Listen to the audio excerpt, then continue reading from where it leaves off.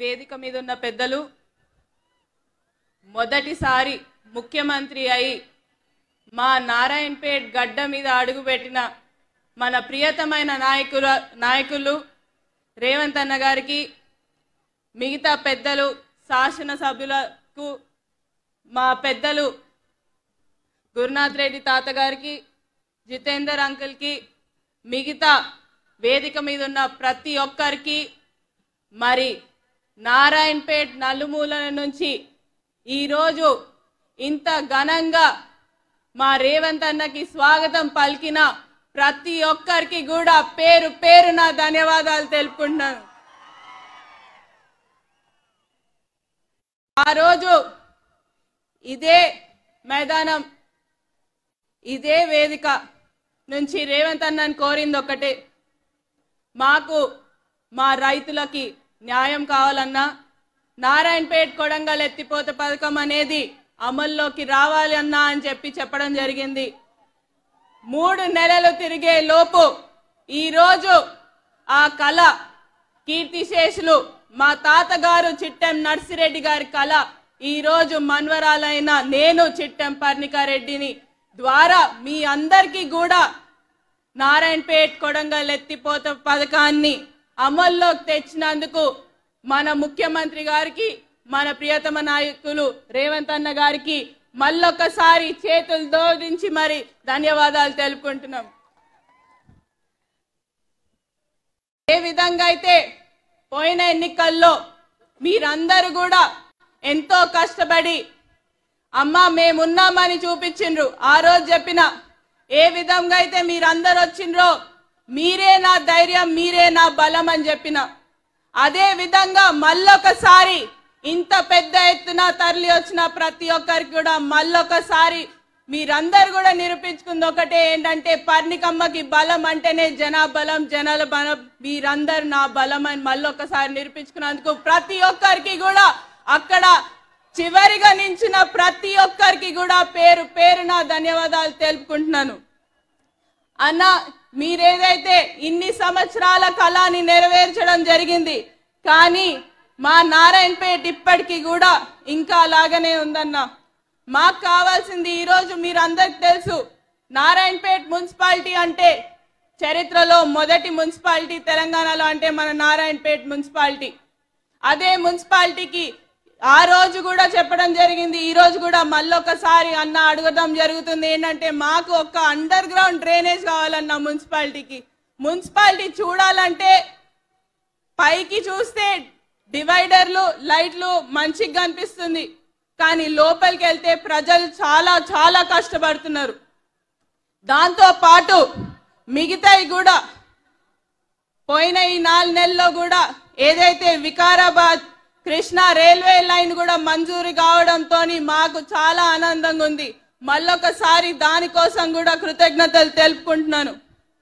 ఆ రోజు ఇదే సభలో మీ అందరు చెప్పడం జరిగింది, 6 గ్యారెంటీలు కాంగ్రెస్ ప్రభుత్వం అధికారంలోకి వస్తే 6 గ్యారెంటీలు తప్పకుండా ఒకటి తర్వాత ఒకటి చేసుకుంటే వెళ్ళొస్తామని చెప్పడం జరిగింది. అదే విధంగా ఈ రోజు మా మహిళా సోదరుమణులు అందరు కూడా ఆర్టీసీ బస్సులో ఈరోజు ఉచితంగా వెళ్తున్నారు. దాంతో పాటు రాజీవ్ ఆరోగ్యశ్రీ అనేది కూడా 10 లక్షలు అవి కూడా అమల్లోకి వచ్చింది. మన మహబూబ్ నగర్ జిల్లాకి కేవలమే ఏవైతే 2 పథకాలు ఆల్రెడీ అమల్లోకి వచ్చి 9 జిల్లాలో ఉమ్మడి జిల్లాలలో నడుస్తుందో అదే 500 గ్యాస్ సిలిండర్ కానివ్వండి, మరి 200 యూనిట్ల కరెంట్ కానివ్వండి, అది కూడా త్వరలో కోడ్ అయిపోయిన వెంటనే మన దగ్గర కూడా మళ్ళీ అమల్లోకి వస్తుంది. ఇక్కడ ఉన్న చాలా మందికి అవే ప్రశ్నలు ఉండినాయి. దాంతో పాటు మన కాన్స్టిట్యున్సీకి 3500 ఇంద్రమ్మ ఇల్లులు అనేటివి కూడా ఈ రానున్న సంవత్సరంలో రాబోతున్నాయి.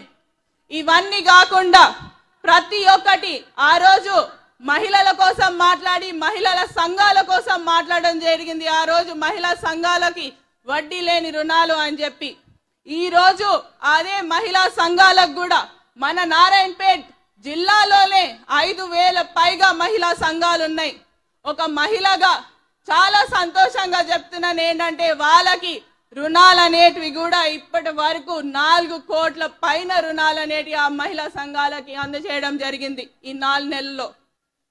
ఇదే విధంగా మాకు మళ్ళొకసారి ఈ రానున్న లోక్సభ ఎన్నికల్లో కూడా మీరు మళ్ళొకసారి మీరందరూ మద్దతు పలుకుతే తప్పకుండా ఏదైతే నారాయణపేట్ కానివ్వండి ఈ చుట్టుపక్కల ఉన్న గ్రామాలన్నిటికీ కూడా మళ్ళొకసారి తిరిగి ప్రతి ఒక్కరికి కూడా చెప్పేది ఒక్కటే ఏంటంటే, ఏ విధంగా అయితే నాకు ఈ పోయిన ఎలక్షన్ లో మీరందరూ ఆశీర్వదించిండ్రో అదే విధంగా రానున్న ఎన్నికల్లో మా వంశన్నను కూడా అదే విధంగా ఆశీర్వదిస్తారని కోరుకుంటూ, దాంతో పాటు నాకు వచ్చిన మెజారిటీ కన్నా డబుల్ మెజారిటీ అనేది కూడా తెచ్చి మన రేవంత్ అన్నకి నిరూపించుకుందాం నారాయణపేట్ సత్తా ఏంటో. మరి సపోర్ట్ చేస్తలేరు, మరి రేవంత్ అన్న ఏమనుకుంటాడు? ఉట్టినే మాట్లాడుతుంది అమ్మాయి, ఏం చేస్తుందో అనుకుంటాడు. మరి అవునా కదా? మరి ఒక్కసారి గట్టిగా రేవంత్ అన్నకి చెప్దామా? మరి ఓటేస్తే ఎవరికి గుర్తుకి, ఏ గుర్తుకు ఓటేస్తాం? ఏ గుర్తుకి? జై కాంగ్రెస్. సాయంత్రం అయినట్టుంది, అందరు ఎప్పుడు ఇంటికి పోదామా అని చూస్తున్నట్టున్నారు. ఒక్కసారి గట్టిగా జై కాంగ్రెస్, జై కాంగ్రెస్ అన్న. ఇంకొక రిక్వెస్ట్ ఏంటంటే, మా కోయిల్కొండ మండలం ఒకటి మీరు చూస్తున్నట్టు ఎండలు బాగా ఎక్కువైనాయి. ఎక్కడ బోర్లు వేస్తున్నా కూడా బోర్లు పడని స్థితిలో ఉన్నాం మేము.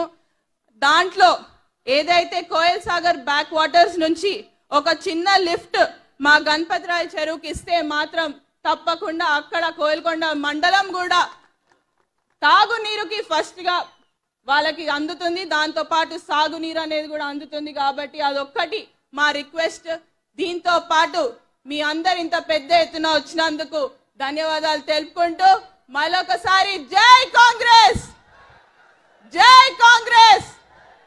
హస్తం గుర్తుకే, హస్తం గుర్తుకే. చేయలైతే లేస్తలేవు, చేయలు కనిపిస్తలేవు. ఒక్కసారి హస్తం గుర్తుకే.